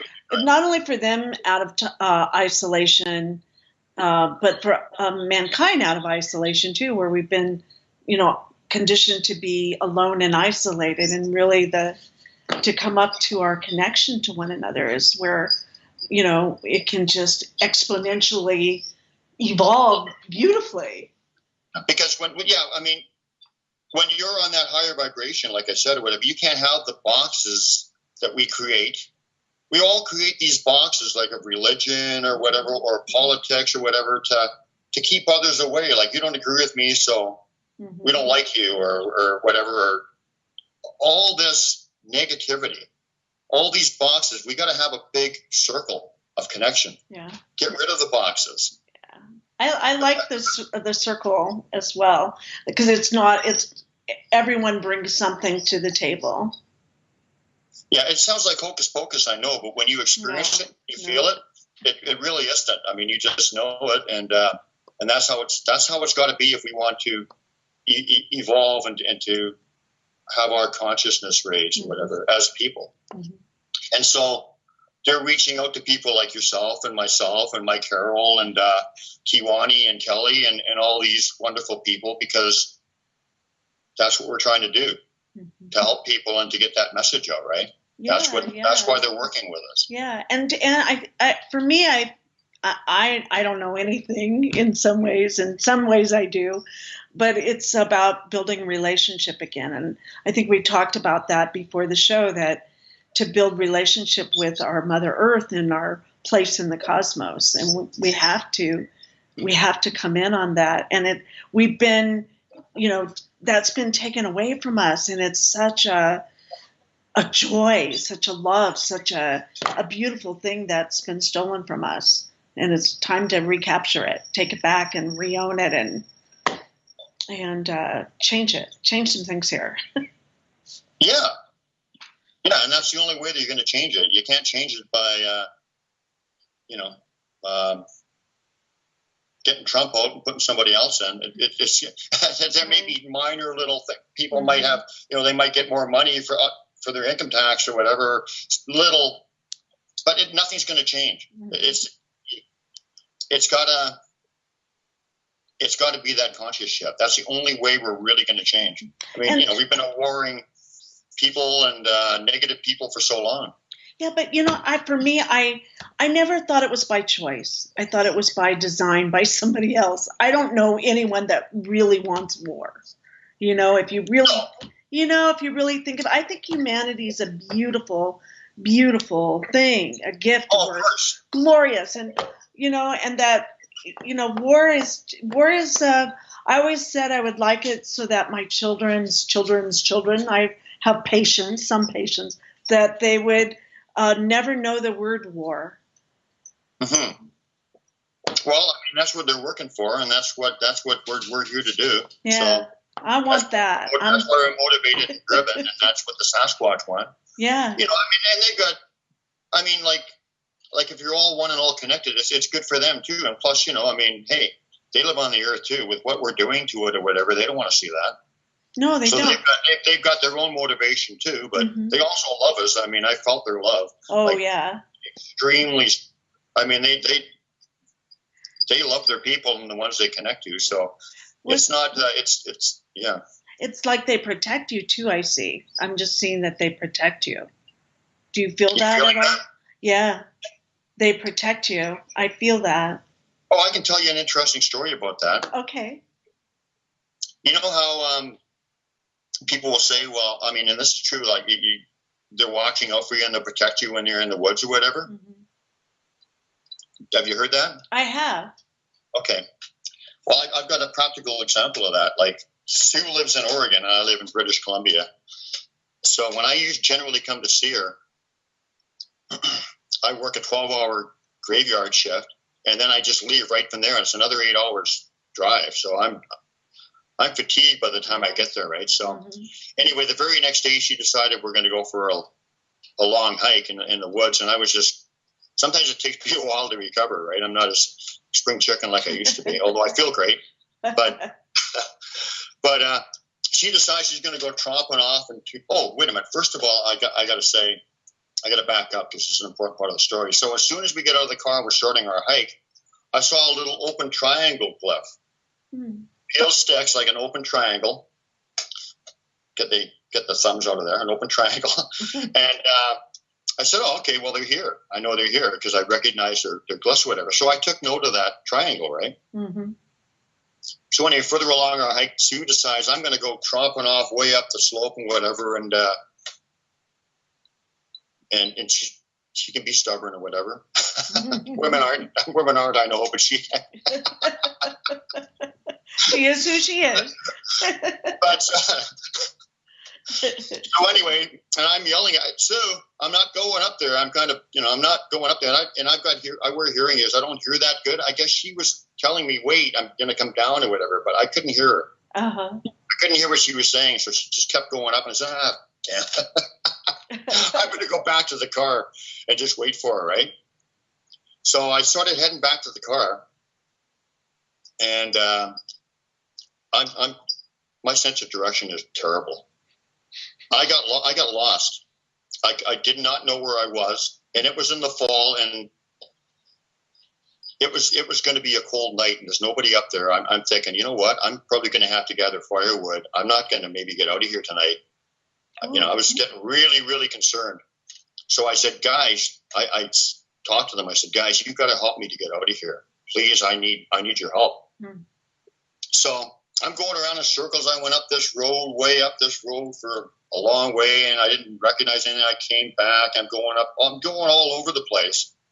It just lost, and I'm thinking, oh, geez. I didn't like my chances getting out of there. And who knows what would have happened. It was going to probably be below zero. Oh. And I don't think, I didn't have like winter clothes or whatever on. So I'm in this little open area, and there's paths going off 2 or 3 different directions. I said, okay, I'm going to try this last one or whatever. So I'm walking up it, and I'm going along, and I say, I don't really see anything. I just don't recognize it. It doesn't look familiar. Then I saw the peel sticks on the path, right? Oh. The peel sticks, right? Yeah. So I said, great. I'm back. I'm just about back. So I'm walking along, and within a few moments after that, I see Sue on the road just above the path, cruising by really, really slow, looking for me. I yell, Sue! And she stops and whatever. I said, wow, I'm glad I found my way back and whatever. And she said, you're like 1.5 miles away from where we started. Oh, my gosh. So those peeled sticks looked identical to me, and I can't say they were the exact same sticks, but they put them there so that I would continue. Right. So that I would think I was back, and that I would continue, and that I would meet up with her. And she's connected to them too, and whatever. And what she was saying is that she was driving along, and at a certain point, she just thought, something's telling me to stop and wait. And then all of a sudden, it said, okay, go now. Or she felt, okay, it's time to go. Mm-hmm. So at the exact time that she felt that she had to go, she's driving by, and there I am. So they connected us, and they rescued me. So they protected you and guided you. Oh yeah, absolutely. 100%. There's not even a 1% chance of it happened like that. I know it did. Yeah. Wow. And there's other times, I'm camping and I'm thinking, there could be bears around or something. There's one time in particular, I was talking to a young guy, and he had this dog there or whatever, and we're talking, and this is actually quite funny. And he said, I hike in here quite a bit. So I thought, okay, this is an opening. I say, have you ever seen anything strange in here or whatever, And he said, no, but some guy told me there were Sasquatch. He saw Sasquatch in here. And so then I started talking to him about them, right? Yeah. So I'm talking to him, and he's a real open, he said he was a science type guy, but I knew he was more than that. I knew he had a big heart, and he was going to be open to stuff. So all the time that I'm talking to him, I'm feeling their incredible energy of approval, like the loving energy. Like it's, I have to really say, you probably understand. Mm-hmm. It's not a feeling. It's like, concrete as I wake up and I look up and the sun's up in the sky, assuming there's no clouds. It just is. It's a very strong feeling. So I'm getting this incredible feeling of approval that I'm talking to him. And once again, my hearing's not that great, but as I'm talking to him and I'm getting this beautiful approving energy, he suddenly jerks his head around and he says, whoa, and he said, there's something crashing around in the bush. Oh. and he said it was something that was walking on two legs, right? Oh. Just as I'm talking to him. So that really got him thinking. And I told him, I said, hey, keep an open mind. Go home, say hi to them. Can't remember his name. I remember Wilbur, his dog. Funny enough. I can remember the dog's name, but I couldn't remember his name. But I said, keep an open mind and say hi. I want to introduce myself to you and see what they do. So off he went or whatever. And then I went about collecting my firewood for my fire because I was going to spend the night solo. And it wasn't that far from a path. It was easy access to where bears could come in or whatever. And it was just when they were waking up and stuff. So I'm gathering wood right by the bush, and I'm kind of thinking about those bears, And then all of a sudden I got this loving rush of beautiful energy. We're watching out for you. You're protected. Ah. So, that's kind of an idea how they communicate with me through energy or whatever, and telepathic kind of stuff, right? Mm-hmm. They'll put a thought in my head and then it's right there before me. Mm-hmm. Does it feel like kind of like a wind, a soft wind that kind of goes through you? I know sometimes when I for myself, when I have this love protection thing that comes through, it's just this, it's bigger than a mother's love or a father's love. It's like it kind of goes in you and through you, and then it kind of passes through, and then you just go, wow. It's like beyond human. It's beyond human. That would be the word for me. I would say it's beyond human, but I don't think, with me, it doesn't necessarily pass right through me. Sometimes I'll have it for quite a while. I feel it inside of me or whatever. And I'm going to have to concentrate on exactly where I feel it. But sometimes when they first were connecting to me, I could feel them in my third eye. I would get a feeling in my third eye, and then they do something. Throw a rock on the path in front of me or do something. That was like an early kind of introduction with it. But no, it's like it's just a feeling. Yeah. It's hard to describe. Yeah, but it's definitely love. It's a loving. Oh, it's the most loving feeling. Bring you to your knees and cry. It's deeper than anything you've ever felt in your life. Yeah. It's just amazingly loving. Yeah. Yeah. And so that's what they bring. That's their gift. That's what they carry. Their medicine would be love for humanity and for the planet. And is that what they bring to the table for us, right? That's a big part of it, for sure. Mm-hmm. But they can also heal people and stuff, too, and stuff like that. Well, let's hear some healing stories. That would be great. Well, I don't have any firsthand of that because I've never had any problems. But I had a friend, actually his name was Thom Cantrall, and Sue and him were camping in a tent, and they were out there to experience the Sasquatch or whatever. And he's got a really bad heart, and he was having problems or whatever with it, at the time. And Sue's hearing this kind of noise or whatever, this electrical she could describe it better than me, but it was some kind of weird noise that sounded like it was coming from outside the tent.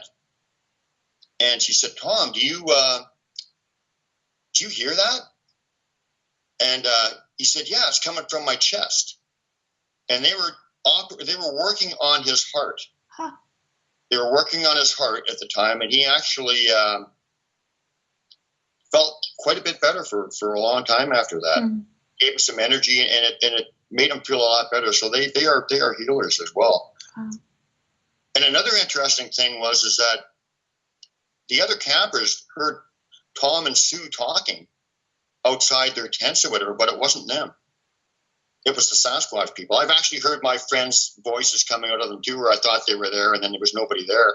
And then they would come along. They can do all kinds of funny stuff like that and weird stuff, yeah.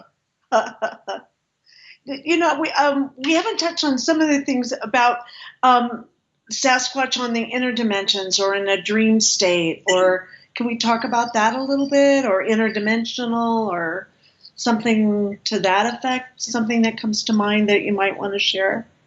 Well, I think, you know, from my understanding and some of the lessons that they've given me, because I don't think that time exists in the fourth and fifth, or maybe the fifth, or in some of the higher dimensions. Time is just a 3D thing. Mm-hmm. There is only the now. The past, present, and future are all one, right? Mm-hmm. And they've done a lot of stuff where they can, where, you know, it defied logic or whatever. I couldn't figure it out, but I'm sure that they did it with that because they can operate on that level. Like they would move things right before my eyes, or they would that kind of stuff. As far as dreams, I've had them. I've dreamt about them, and it's like we were talking earlier. It's like a vivid, or it's a vivid dream, a lucid dream, mm-hmm. where you know it's not a dream. It's actually them in your dream, so they can actually go into your dream state and connect with you, and that's good that they did that with you, because that tells, well, just the fact that we're talking. And that you're interested in them tells me they're interested in you. But the fact that they went into your dream and you saw the Sasquatch, like you told me earlier, that's they can do that as well. Yeah, just for a second, just like you were saying, it just in and out in the same heartbeat, like in a heartbeat, in and out. But a definite connection on the eye. For me, it was an eye-to-eye connection. When they were turning, just this, not a piercing, but like a tractor beam, kind of like a tractor beam eye-to-eye connection. So it was interesting. But you know it wasn't a dream though, right? I do. Yeah. But I haven't had a lot of experience. That's my only really one. And then we were talking earlier about, before the show, about ways that they can connect with having a branch fall. And they can do all kinds of stuff like that. And I had never heard that before. And so on the UFO, at Alien Con, when I was walking out of Alien Con, a huge maple leaf tree branch. It had to have been about 5 feet long, maybe a little longer, fell right next to me, like 3 feet away from me. Mm-hmm. And I'm walking, this is the middle of town, you know, in the city. And I had never thought about that's a way that they could connect. And I think it's had happened before, but I never put in association with it with communication from Sasquatch. Mm-hmm. And now I do. So I had a very dear friend, Arlo Collette Williams, came and visited Sue and I, and we went out camping. And we had heavy backpacks on because we were planning on spending, I can't remember, 1 or 2 nights, but we probably overpacked, but whatever. It was we had a lot of weight on our backs. And so Sue and I sat on one side of the path and Arla sat on the other side of the path, and we heard like a loud crack kind of noise. And then something fell from above, and we looked down, and Arla's sitting there, and right propped up on one of her legs and on the ground was like a big X, a friendship welcome X. Like, and you know, you look up to the tree where we heard the noise. There's no way that I could see that it could have maneuvered its way through all those branches and fell just perfectly like that. So, yeah, I mean, they're magic. They can do so many things. I've seen glyphs like change right before my eyes, kind of stuff. Or another thing they'll do is they'll play around. I'll walk up the path and then come back, and then they'll add something, or they'll change it, or they're just. And they got a great sense of humor too. You want to hear a little funny story with Bud? I would love it. My little Bud. Hey, Bud. he's like a teenager. He's done some wild stuff. But this is I was going on a hike, and I was way up in this trail above my normal trail I usually go to, and I picked up a nice rock and I threw it off a tree. And it was like a loud, hollow thump. It was just like really a crisp, clean, strong sound. It was just like, wow, that sounded great. And so Bud and I we're buddies, and I tease him or whatever. I said, hey man, it's not every day I kick a Sasquatch's butt or whatever, but I'm sorry. And as soon as I did that, within a split second, there was another rock like hit a tree. Huh. So like another one, and it was not quite as good as mine, I didn't think. But it was really loud, and it was like, there's nobody up there. This is desolate, right? Right. So, like split second, another rock hit the tree, and I said, hey man, I kicked your butt. It's not every day that happens, but I did. And, so I guess he figured the gauntlet was laid down, right? So a couple of days later, I went up there, and I had a nap on the moss and whatever. I'm sleeping or whatever. And I woke up, and I thought, okay, I'll throw another rock. So I threw another rock, and as soon as I did that, he started throwing rocks. And this went on for about 10 minutes, back and forth, and really, really loud. It wasn't like, did I hear that? And my hearing's not that good. It was really loud. It sounded as loud as the rocks I was throwing. And he was doing double and triple ricochets and just fancy stuff, man. And needless to say, our competition, I came in second with it. Right? That was amazing. It was actually playing with them. Like they're people too. They love me or us, and he was a kid. He wanted to play. Right. We were having fun. I was laughing, and we were giving him, razzing him, and whatever. And I said, "Hey, come on out, come on. It's time. Just come on out and say hello. You know me. Yeah. But let's talk face to face." But one thing that Randy and I learned a long time ago is that we called it the 15-minute rule. And that is that when they were interacting with us with whoops or calls or energy or whatever, and then suddenly everything went dead, sure enough, within 15 minutes, somebody was coming. People were coming. So they knew before the people were coming, and they would go dead quiet. They didn't want to reveal themselves to people they didn't want to reveal themselves to. So in this case, when we had our little rock throwing fight, suddenly all went quiet. And then sure enough, from a higher mountain trail, these two girls came down with 15 minutes later and walked by. And so definitely an energy shift too then. Boom.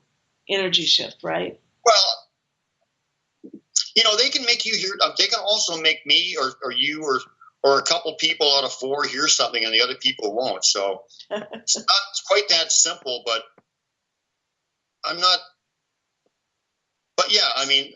those are actual rosters. They don't want just anybody to hear them and whatever, right? So they usually stop before people come, about 15 minutes before they arrive. Yeah, so they're very wise, very aware. Yeah. This is their domain. Well, this is really their domain, right? And it has been. Yeah, but they taught us so much or whatever. Even with the birds or whatever. Like when the ravens are calling, we know they're around and stuff. And something happens. They really let us into a lot of inner knowledge or whatever about them, and it's like it's like they're sharing with us because we're family to them, right? Oh, I want to get this one in. We still got 15 minutes or so. We do. This is another good one. We have about 10 minutes, 12 minutes. Okay, this is a great one though. All right, wonderful. And I think it also speaks about how they manipulate time or whatever, because Sue said they might have done that with manipulating time. And you'll understand what I'm saying when I get into it. But I was on a hike. Always on a hike, right? Always a hike. You must be in good shape, dude. Yeah, actually, I'm in pretty good shape, yeah. So I'm going on a hike, and actually I was on a blog talk radio show or whatever, and the hostess, there were a few people hosting it, but the hostess said, why don't you, we were talking about glyphs, why don't you make your own signature glyph so that, see what they do with it, right?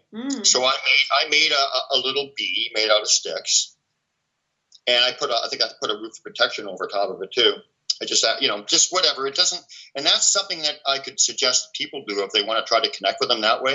Go out and leave glyphs and see if they do anything with them. I love that, because that was going to be one of my questions, and I forgot to ask. So perfect. Okay. So anyway, so they started moving it around, and they did their own little variation of it, and I would even see it where it would show up in some of their glyphs, or sometimes they would just leave it, do a standalone one of mine that I would find. So I was finding them all the time, and whatever. So one day I'm on my hike, and I saw a beautiful, intricate message, and it was telepathic. As soon as I seen it, like I said, that's how they work with you. If they're for you, you will know instantly. And plus, like education of, but it's basically telepathic. So anyway, I saw a beautiful, intricate glyph with an H in it for Rajase. A for Ari, the clan leader, was in there. 4 for Forshna. There was 3 or 4 signatures in it. There was a roof of protection over top, and my D was in there too, right? I'm getting tingles talking about energy right now. I see it too. And I was great. I was just so amazing. It's like, you are family. You're our family. We're connected. We're watching out for you. We love you. It was a most beautiful message, and I knew it immediately, right?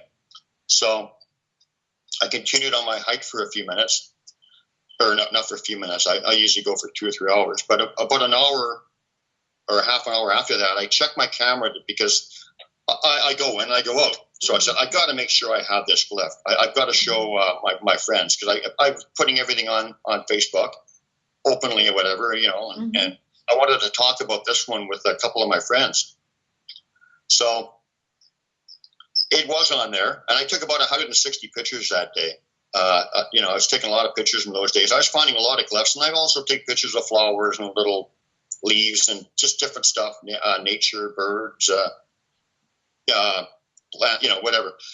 So I had about 160 pictures that day. So I was really excited, and I got home, and I put all my pictures on Facebook, all 160, and I'm talking to my friend Thom, and we were doing a little project on the glyphs at the time.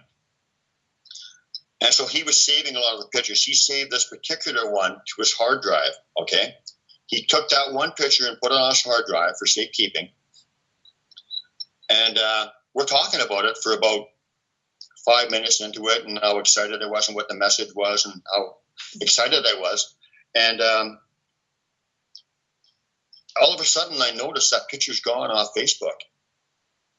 All the other pictures were on there. Every single other picture was on there but that one. So the other 159 were on there. That one was removed, okay? It was no longer on Facebook. It was no longer on Thom's hard drive. It was removed from there.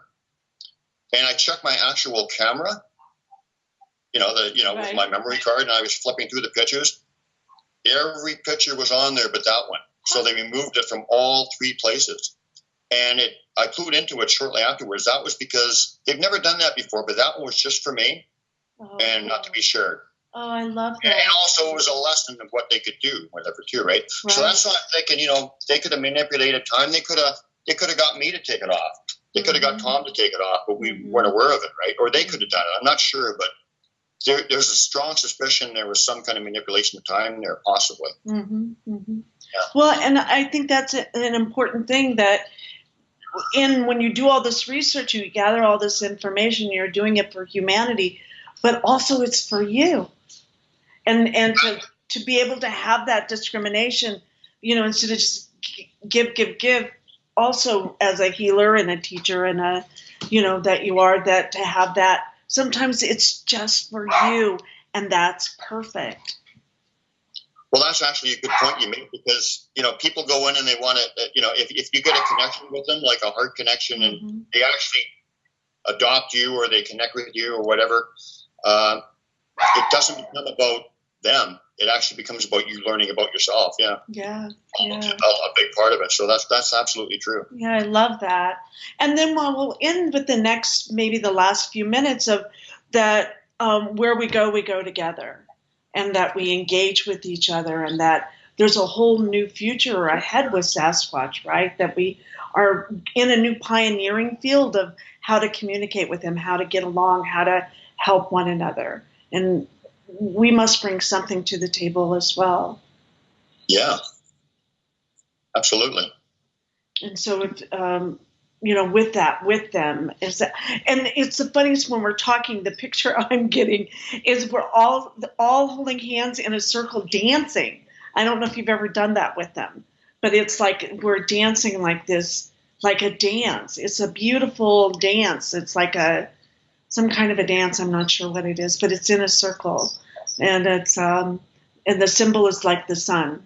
So I don't know what that is, but they're big on circles. Oh, okay. They do a lot of circles. Yeah, I mean, circle is connection, right? Yeah. So that vision sounds true to me. All right, cool. Well, thank you. Is there anything you'd like to the last few words you'd like to say to our audience, our listeners, our Sasquatch seekers, shall we say? Just show them respect and have an open heart and ask them, hey, I would like to get to know you if you're receptive to that. Okay. Maybe if you've got some kind of interaction with them, maybe you leave a clip out and they might start communicating with you with that. Yeah. If they do that, then it's going to evolve from there. Mm-hmm. So basically, respect them. Okay. I've just got two. Can you leave them things? Have you ever left them gifts? Do you leave them stones or flowers and, Yeah, I've left them like apples and stuff, and stuff, and tied them in I mean, I took the plastic bag out afterwards, so I'm not but whatever. But in a gifting area, way remote, whatever, and I would tie the bag up and I'd leave a couple apples in it. Uh-huh. This is early on, right? Right. And a gifting stump, I called it. So I went back there. This is just one incident. There's lots of these ones like this. There was a cookie one that was amazing too. But I went back there shortly thereafter, and I'm sad they didn't do anything. The bag was still tied and it's hanging from the tree. But I thought, well, I'm going to open it up and look. So I looked inside, and there was one apple was there, and the other one had a huge, big bite out of it. But it was tied up again and hanging like I initially left it. So I took the apple out and I put it on a stump maybe 50 yards away. Yeah. The next time I went back, it was back in the bag tied up. I love that. And they also did, those cellophane packages of cookies where they got the 4 trays with 4 rows of cookies in them? Right. Yeah, and it's a cellophane wrapper or whatever. So I put them in the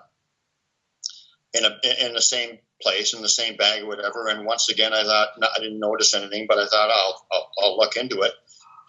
Look at it, and I opened it up, and the cellophane bag was ripped open, but the tray was tucked back in. But when I pulled the tray out, there's 4 trays. 2 of them were completely empty. And 2 of them had all the cookies in it. So they took exactly half. I love that. I think that's amazing. That's amazing. Yeah. Those were early days when they were, but it's all beautiful stuff. It's just so heartwarming. And I mean, respect them, because I'll tell you, if you connect with them, the love that they will give you is and the things they will teach you are like nothing you've ever experienced before. I love it. They are such a sacred, beautiful, loving. They're the best, most loving people I know. So I wish for everybody to experience it. I love it. Because if we all did, things would really change for sure. And it could change quickly. Absolutely. It could change Absolutely. quickly. Yeah. Oh. So put away the game cams, put away the guns, put away the monster thoughts. Treat them as people. Treat them with love. Treat them with respect. And that's how you're going to connect with them. Thank you so much. Well, thank you, Brian, for sharing on the show today. You've been very inspiring, and thank you for sharing your wisdom with everyone. And maybe you're giving me that. I'm not that. You're giving me that. I'm not taking credit for it. And thank you, the Sasquatch people and family, for being here this evening and sharing with us on the Cosmic Oracle Show. And Ari. Thank you, Ari. Thank you, Ari. Thank you, and the whole family. The whole family, but they're all beautiful. But Ari's he's the man, right? Thank you, Ari. Thank you. I'm excited for you. I'm excited for you because of that dream and what's going to happen with you now. It's exciting. Yeah. Well, I'll keep you apprised, and we'll have you back on the show, and maybe we'll see you out on a trail somewhere in Washington or Oregon or Canada or. I'm going to the conference, Kelly. Yeah, I wanted to talk about that. Yeah, everyone listening, come to the conference. It is the Psychic Sasquatch Spiritual Retreat and Conference. It's on August 31st to September 2nd. It's 3 days for $150. It's at Chihuahua, if I'm saying that right. Chihuahua. Okay. Washington. Chihuahua Peak Learning Center in Chihuahua, Washington. So you can look it up on PsychicSasquatch.com. Meet us there. Say hi to Brian. Shake his hand. Tell him some of your stories. I'm going to be there my first time. So thanks for tuning in, everyone. We'll see you next week. Love to everyone. Bye-bye.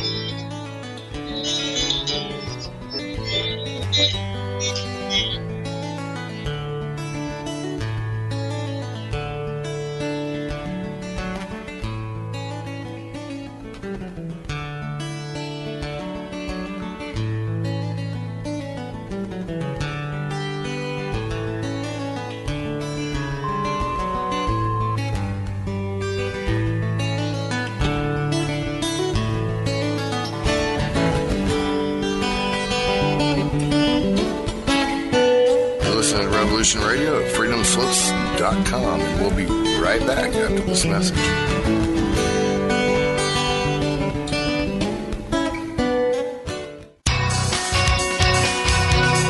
Thank you for listening to Revolution Radio at freedomslips.com. Any commercial advertising you may hear in this program is of the sole discretion and benefit of the host of whose program you are listening to. Revolution Radio does not endorse any commercial products, nor does it accept monetary compensation for on-air advertising of commercial products, nor will it ever. We are and shall remain 100% listener supported. Any product advertising on this program are considered used at higher risk, and Revolution Radio shall not be held liable for any claims or damages received from any product advertised within this program. Revolution Radio, where information never sleeps.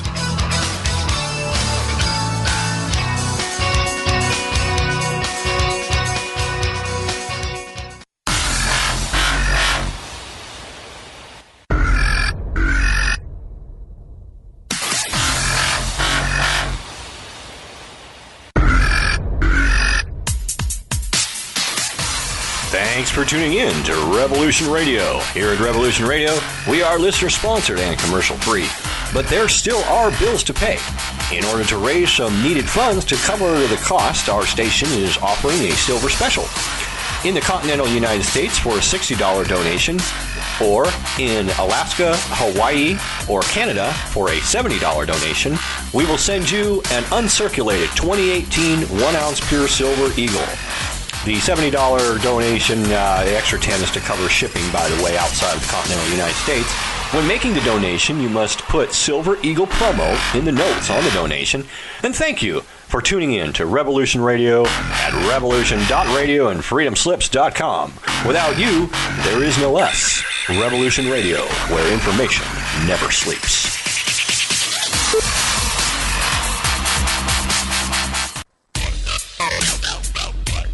Take a look around, kid. What do you see? Homes being foreclosed. People working 2-3 jobs just to put food on the table and still drowning in debt. Don't get me wrong. This country was founded on great ideals and principles. They've all been ruined at the banks. Open your eyes to banks that are robbing you. You know who my favorite president was? Who? Thomas Jefferson. Because he saw all of this coming and tried to stop it. He fought the banks. JFK too, and they killed him for it. The banking institution is more dangerous than an army, he said. He also said that every generation needs a revolution. The American dream is just that. Just a dream. War is a continuation of politics, only by other means. Politics is a continuation of economics by other means. This is our bank. This is our war.